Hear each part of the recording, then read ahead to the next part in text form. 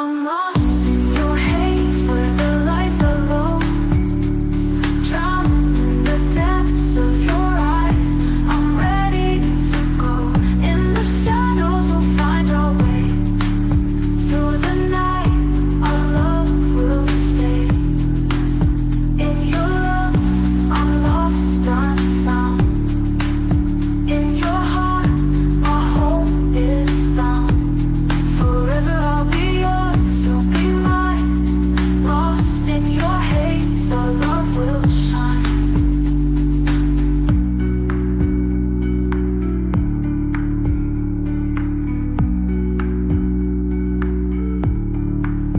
In your love, I'm lost, I'm found.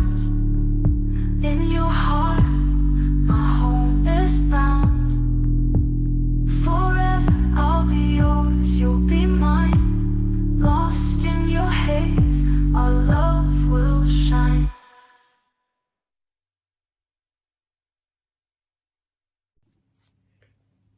Olá, você que me segue no Rodrigo Silva Arqueologia, nós estamos aqui de volta para mais um bate-papo semanal para falarmos sobre Bíblia, teologia, religião e assuntos relacionados a essas temáticas. E hoje eu quero tratar com vocês brevemente de uma passagem ou algumas passagens do Evangelho que têm me impressionado muito.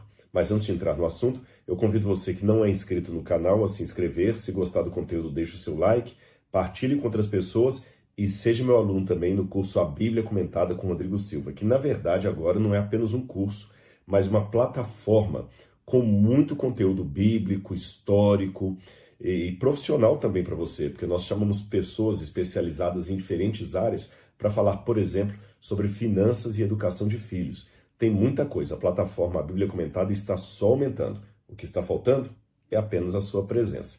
E se você já é meu aluno ali, se você já faz parte da plataforma, deixa aqui o seu depoimento se você está gostando do conteúdo, se está edificando a sua vida. Muito bem, eu gostaria de falar um pouco hoje sobre uma inusitada parábola de Jesus. Eu digo inusitada porque, diferente das outras parábolas, que Jesus geralmente conta uma história e faz uma aplicação, esta aqui ele dramatiza. Esta dramatização ela está no Evangelho de Mateus e no Evangelho de Marcos. Em Lucas, ela aparece de maneira contada, ligeiramente diferente. Então, vou ficar apenas com as versões de Mateus e de Marcos. Diz assim, Marcos capítulo 11, versículos 12 em diante. Na minha tradução traz assim. No dia seguinte, quando saíram de Betânia, Jesus teve fome. E vendo de longe uma figueira com folhas, foi ver se nela acharia alguma coisa. Aproximando-se dela, nada achou, a não ser folhas, porque não era o tempo de figos. Então Jesus disse à figueira, nunca mais alguém coma dos seus frutos. E os discípulos de Jesus ouviram isso. Depois desse episódio, que os discípulos devem ter se perguntado o que ele quis dizer com isso, porque essa atitude, Bertrand Russell chegou até a usar essa parábola para criticar Jesus como sendo alguém que estava tendo um ato de destemperamento, de falta de controle emocional. Nada disso. Eu vou explicar para vocês daqui a pouquinho o contexto desse comportamento estranho de Jesus e por que Jesus o fez. O fato é que depois de Jesus ter amaldiçoado a figueira, os discípulos, juntamente com ele, seguiram para Jerusalém. Jesus entrou no templo. Ali Jesus purifica o templo, expulsando dele os vendilhões, os cambistas e falando com autoridade divina. A minha casa é uma casa de oração e vocês estão transformando-a num covil de ladrões, de salteadores, conforme a tradução aqui. E depois daquele episódio tenso, os discípulos passaram na manhã seguinte, aí continua o texto no verso 20, e passando eles pela manhã, viram que a figueira estava seca desde a raiz. Então Pedro, lembrando-se, falou, mestre, eis que a figueira que o Senhor amaldiçoou ficou seca. Ao que Jesus lhes disse, tenham fé em Deus, porque em verdade lhes digo, se alguém disser a este monte, levante-se e jogue-se ao mar, e não duvidar no seu coração, mas crer que se fará o que ele diz, assim será com ele. Porque digo a vocês que tudo o que pedirem em oração, creiam que já o receberam, e assim será com vocês. E quando estiverem orando, se tiverem alguma coisa contra alguém, perdoem, para que o Pai de vocês que está nos céus perdoe as ofensas de vocês. Por que Jesus teve essa atitude? Por que a figueira secou? Em primeiro lugar, deixe-me mostrar para vocês uma outra parábola da figueira que Jesus contou também no Evangelho de Mateus. Mateus e Marcos falam, eu vou ler na versão de Marcos. Marcos capítulo 13, versículo 28 diz assim: Aprendam, pois, a parábola da figueira. Quando já os seus ramos se renovam e as folhas brotam, vocês sabem que o verão está próximo. Assim também vocês, quando virem acontecer estas coisas, saibam que está próximo, às portas. Em verdade lhes digo que não passará essa geração sem que tudo isso aconteça. Passará o céu e a terra, porém as minhas palavras não passarão. Do que Jesus estava falando aqui? Os comentaristas entendem que Jesus estava já aqui exercendo um juízo contra a cidade de Jerusalém. Ele já estava aqui, de certa forma, anunciando para os discípulos a futura destruição da cidade de Jerusalém. Tanto é que no Evangelho de Mateus, essa parábola está no capítulo 24, onde Jesus fala exatamente sobre o sermão escatológico no Monte das Oliveiras, onde ele fala de Jerusalém cercada por exércitos romanos e o templo destruído. E ele sofre com aquela profecia, não é algo fácil. E ele fala, vocês, quando vem a figueira mudando seus ramos e dando folhas, vocês sabem que o verão está chegando. Então, quando vocês virem também os sinais dos tempos, saibam que o juízo está chegando. Por que Jesus usou uma figueira como figura de linguagem? Quando a gente vai em diversas passagens do Antigo Testamento, a figueira sempre era símbolo do povo de Israel. Eu vou ler apenas uma passagem para vocês. Eu vou ler Oséias, capítulo 9, versículo 10. Oséias, capítulo 9, versículo 10. Diz assim: Encontrei Israel como uvas no deserto. Vi o país de vocês como as primícias da figueira nova, ou seja, os primeiros frutos que a figueira nova dá. Aqui no Museu de Arqueologia nós temos algumas figueiras e elas já deram fruto. E é bonitinho que o fruto dá pequenininho assim. Então a figueira já era também um símbolo do povo de Israel. E não somente isso. Tem uma tradição rabínica curiosa que acredita que a figueira seria a árvore do fruto proibido no Jardim do Éden. E você pode me perguntar, e de onde que eles tiraram isso, Rodrigo? Que a figueira seria a árvore do fruto proibido, a árvore do conhecimento do bem e do mal. É que quando você vai a Gênesis, eu não estou necessariamente subscrevendo essa teoria, só estou dizendo para vocês que ela existe.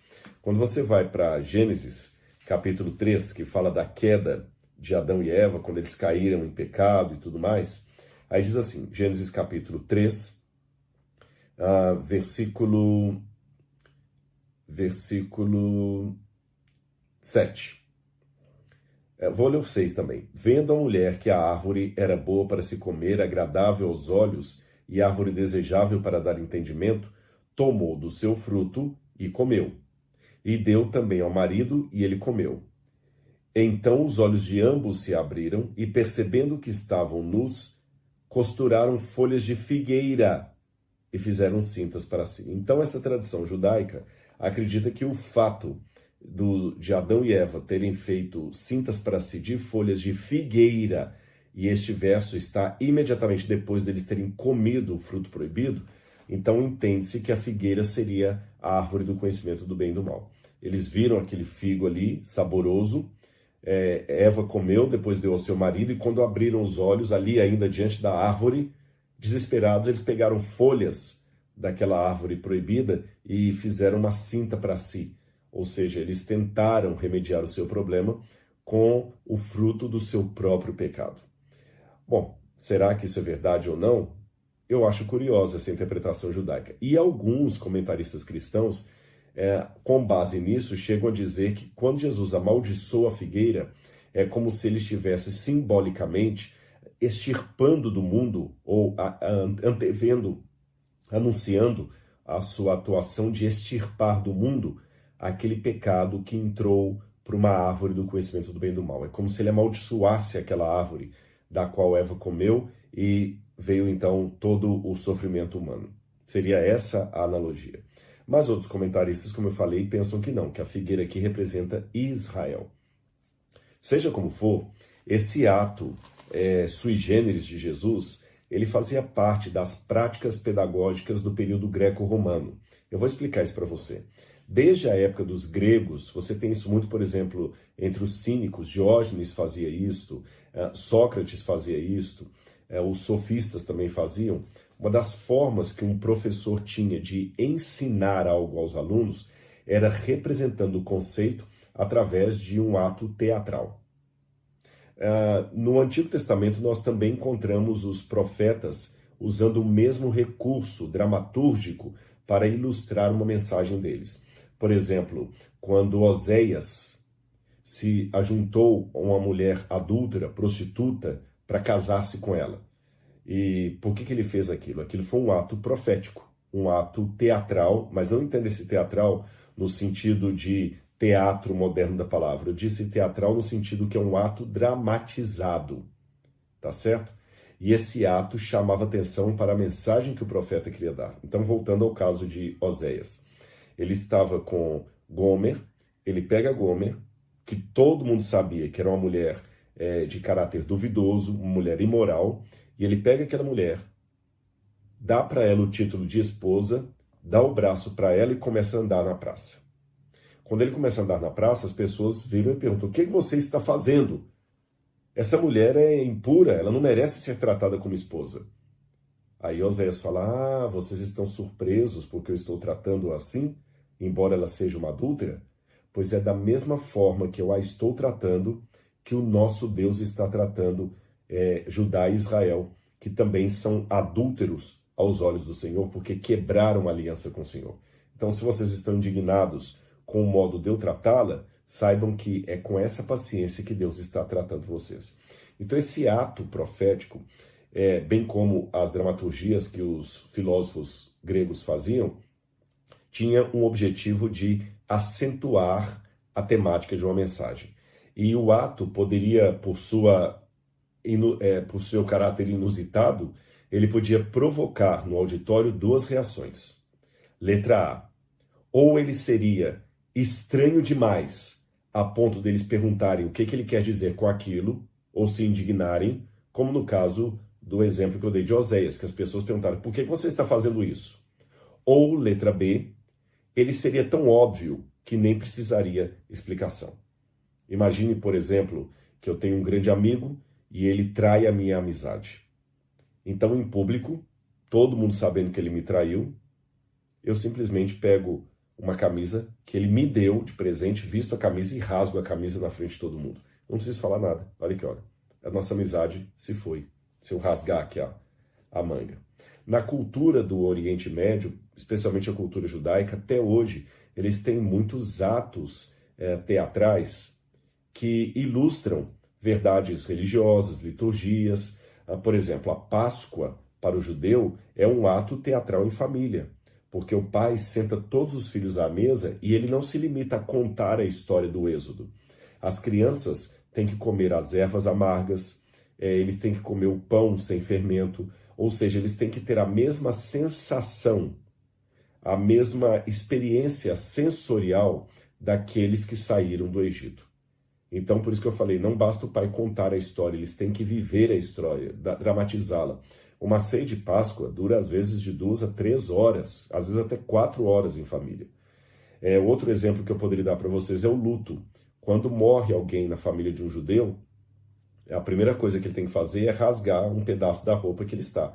Ou ele rasga o bolso, ou ele corta aqui, ou rasga um pedaço aqui. Pode ser a camisa que ele tiver, ele rasga. Ele rasga e fica com aquela roupa de luto vários dias. Aí ele senta no chão. Vocês já viram também algumas situações, às vezes, de mulheres, especialmente da cultura árabe, quando elas estão assim, angustiadas, elas pegam terra, jogam na cabeça, pegam o cabelo, começam a puxar o cabelo. Então, eles são muito dramatúrgicos, culturalmente falando. E, como eu disse, isso era usado no passado para simbolizar alguma coisa. Você deve estar querendo agora um exemplo dos gregos, né? Já que eu falei de Diógenes, o filósofo cínico, há um episódio, por exemplo, que Diógenes resolveu morar numa barrica, num barril, junto com cachorros. E quando as pessoas perguntavam, por que você está morando com os cachorros? Ele fala, porque eu quero ter humildade suficiente para morar com eles. Então ele queria passar uma mensagem. Assim funcionava o ato do profeta ou a dramaturgia do filósofo. E Jesus também várias vezes teve atos do profeta, quando, por exemplo, aquela mulher foi levada em flagrante adultério até Jesus, e ele, antes de responder aos acusadores da mulher, começou a escrever com o dedo no chão, o que alguns comentaristas presumem que ele estaria escrevendo os mandamentos que mostravam os pecados daqueles homens. Por isso que ele estava escrevendo. Outra feita, ele estava no barquinho com os discípulos, ele colocou um travesseirinho e começou a dormir enquanto a tempestade se iniciava. Era uma forma de demonstrar para eles algo. E aqui, ao amaldiçoar a figueira, o que me chama a atenção é o seguinte: Jesus não amaldiçoou a figueira porque ela não deu fruto. Ele amaldiçoou a figueira porque ela aparentou ter fruto. Veja, não era a época do figo, mas ela estava carregada de folhas. Ela parecia que tinha figueira. Não é que Jesus foi enganado, não. Não se trata disso, ou que ele cometeu um equívoco, ou ele ficou revoltado e por isso ele... Não, Jesus aproveitou o momento para usá-lo como ferramenta didática de uma mensagem que ele queria dar. Todo mundo pensou que a figueira talvez tinha folhas. E Jesus foi até ela. E os discípulos devem ter visto, mas Senhor, não está com fruto. Mesmo assim eu vou procurar. Eu vou fazer a minha parte. E por ela aparentar ter fruto e não dar fruto, é que ela foi amaldiçoada.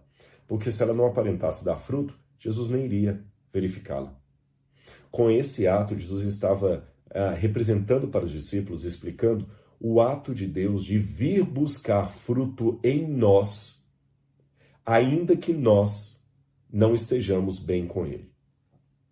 Ou seja, ninguém vai se perder porque houve algo que Deus deveria ter feito e não fez. Essa é a lição. Todo mundo que vai se salvar ou que vai se perder vão para ambos os caminhos com a consciência que Deus fez tudo o que poderia ser feito para a minha salvação. Se eu não fui salvo, não foi porque Deus deixou de fazer alguma coisa. Se eu não mostrava fruto, não é porque Jesus deixou de vir encontrar fruto em mim. Ele veio. E essa ideia de aparentar dar fruto e não dar fruto me lembra uma classe de crentes muito audaciosa, que tem um comportamento até arrogante diante da volta de Jesus. Eu vou explicar para você. Olha aqui, quando a gente vai no Evangelho de Mateus, por exemplo, capítulo 24, que descreve a volta de Jesus, Mateus capítulo 24, eu vou ler esse texto aqui para vocês. Mateus capítulo 24, Mateus capítulo 24, versículo 30. Então aparecerá no céu o sinal do Filho do Homem. Todos os povos da terra se lamentarão e verão o Filho do Homem vindo sobre as nuvens com poder e grande glória. Todos os povos da terra se lamentarão. Quando a gente vai para Apocalipse, que também fala da volta de Jesus, aqui no capítulo 6, versículo 14 em diante, diz assim: e o céu recolheu-se como um pergaminho quando se enrola. Então todos os montes e as ilhas foram movidos do seu lugar. Os reis da terra, os grandes, os comandantes, os ricos, os poderosos, e todo escravo e todo livre, se esconderam nas cavernas e nos penhascos dos montes. E disseram aos montes e rochedos: caiam sobre nós e nos escondam da face daquele que está assentado no trono e da ira do Cordeiro. Porque chegou o dia da ira deles, e quem poderá suster-se? No próprio livro do Apocalipse também, no capítulo 1, quando fala também da volta de Jesus, verso 7, diz assim: eis que ele vem com as nuvens e todo olho verá, até mesmo aqueles que o traspassaram, e todas as tribos da terra se lamentarão por causa dele. Essa palavra se lamentarão aqui no grego é a palavra kopto, significa que eles se cortarão de angústia. E esse se cortar de angústia não deve ser confundido com aquela disfunção emocional, onde a pessoa se automutila por problemas emocionais. Aquilo ali é algo que nós devemos tratar com respeito e tem que ter tratamento, acompanhamento médico. Aqui não, é um retalhar do corpo ritualístico, como os profetas no passado pagãos faziam para chamar a atenção dos deuses. Eles se cortavam. No episódio de Elias com os profetas de Baal em cima do Monte Carmelo, diz que os profetas de Baal começaram a gritar, e como Baal não respondia, eles começaram a cortar o próprio corpo. Começaram a se cortar em desespero. Então a Bíblia me mostra uma classe de pessoas que, eu diria até, se me permitem, são os pecadores mais honestos. Eles sabem que estão perdidos. Eles sabem que não valorizaram a graça, o chamado. Eles têm a consciência do estado deles. Por isso que eles se desesperam e pedem aos montes que caiam sobre eles. Agora, há uma outra classe petulante que não tem essa reação. Ela está aqui em Marcos, capítulo 7, versículo 22 em diante, onde diz assim, quer ver? Marcos 7, 22 em diante. Deixa-me achar aqui o texto. Não, perdão, é Mateus 7. É Mateus 7, 22, não é Marcos. Mateus 7, versículo 22. Está aqui, olha. Vou ler do 21 em diante. Nem todo que me diz, Senhor, Senhor, entrará no reino dos céus, mas aquele que faz a vontade do meu Pai que está no céu. Muitos naquele dia, isso me impressiona, muitos naquele dia vão me dizer, Senhor, Senhor, nós não profetizamos em seu nome, e em seu nome não expulsamos demônios, e em seu nome não fizemos muitos milagres? Olha bem, são pessoas que, enquanto o ímpio, assumido, consciente, está pedindo aos montes que caia sobre ele, enquanto os outros estão se cortando e se lamentando ao virem o Filho do Homem voltando nas nuvens, esse grupo aqui, que são muitos, vão protestar. Espera aí, Senhor. Em teu nome eu expulsei demônio, eu fiz curas, fiz milagres. Então eu lhes direi claramente, eu nunca conheci vocês. Afastem-se de mim, vocês que praticam a iniquidade. É a figueira que aparenta ter fruto, mas não tem de fato. Não tem o fruto do Espírito. Tem folha, talvez até uma flor, mas o fruto mesmo não tem. Ela engana. Ela aparenta ter fruto, mas não tem. Meus queridos, eu fico sempre, ao ler esses textos, pensando em primeiro lugar em mim mesmo. Eu prego o Evangelho, eu leio a Bíblia, eu ensino a Bíblia, eu vivo do Evangelho, mas eu peço a Deus que, por favor, que eu não faça isso de maneira hipócrita. Que o meu próprio ser, que as minhas fragilidades, que a minha pecaminosidade não sejam algo que vá trazer opróbrio à causa de Deus, ou me tornar parte desse grupo que acha que está tudo bem, que está salvo, quando não está.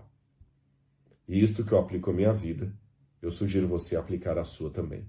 Não brinquemos com a nossa salvação. Não pensemos que pelo fato de termos o nome no livro de uma igreja, ou sermos crentes, nós estamos melhores do que os outros.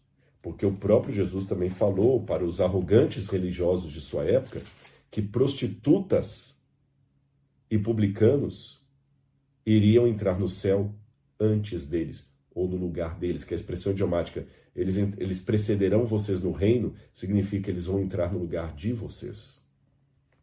Eu sou cavalheiro em todas as coisas que eu puder ser. Todas. A minha esposa sempre abre a porta do carro para ela, mas tem uma única situação em que eu não vou ser cavalheiro, eu não vou dar o meu lugar para outro. É o meu lugar no reino do céu. Como disse Paulo, a coroa da justiça, a qual o Senhor, reto juiz, dará a mim e não a outro. Não deixe que o espaço reservado para você no céu seja ocupado por outra pessoa porque você não valorizou o tempo de oportunidade. Aprendamos a parábola da figueira. Que Deus abençoe sua vida, um grande abraço e não esqueça de me seguir nas redes sociais, dar o seu like se você gostar e se matricule também aí na plataforma A Bíblia Comentada. Nós temos muito assunto para conversar sobre a Sagrada Escritura. Um abraço, tchau, tchau.